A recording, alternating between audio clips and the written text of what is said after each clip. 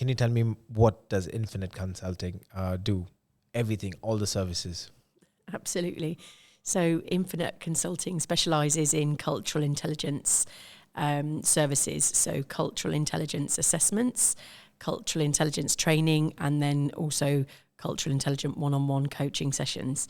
So the assessments are designed to, build a picture of an individual's current cultural intelligence level, and then also it looks at their cultural value preferences as well. With that information, then I'm able to give somebody an overview of themselves, how culturally intelligent they are, and then go through the preferences that they display, and then using that information, we can then look at how we can develop them as an individual based on the surroundings that they find themselves in. So they might want to have an assessment because they're moving to the UAE and they're not familiar with the culture here. And they want to recognise what the challenges are that they face in advance of arriving, in order that they can perhaps have done some learning and some development in order to prepare and equip them for the interactions that they're going to face. It might be a client that currently works within the UAE, but they're about to branch out in Saudi. Maybe they don't know much about the Saudi culture, and so they may decide that they want to go through an assessment with me in order to determine what their cultural values are and how that's going to fit or not fit so well with the culture that they're going to experience in Saudi. It might be that an organisation have got a multitude of different cultures working for them, and they might have a multicultural senior leadership team meeting. They're the decision makers. They're the ones that need to make sure this organisation is effective, but we need to make sure that they're working effectively as a team in the first instance.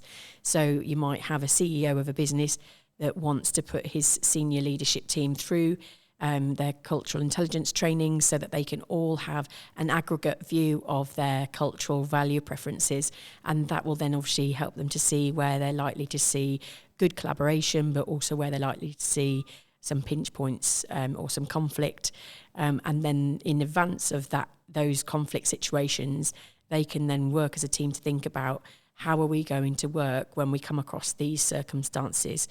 They can create a code of conduct for that team, so that they can say, when this arises, this is how we will work together and this is how we will operate.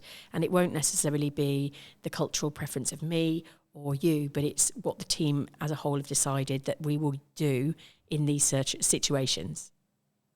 So what I understand is you have two plans. One's a long-term one for the corporates, if they're having it for the employees, and also a short-term plan in case someone needs a quick assessment in order to work with a different culture in a short span of time. Yes. This is for the companies. How about services for schools? Because that is also multicultural and there are a lot of students from different countries coming in. And how do they work with the different styles of communication they have in the school and back home?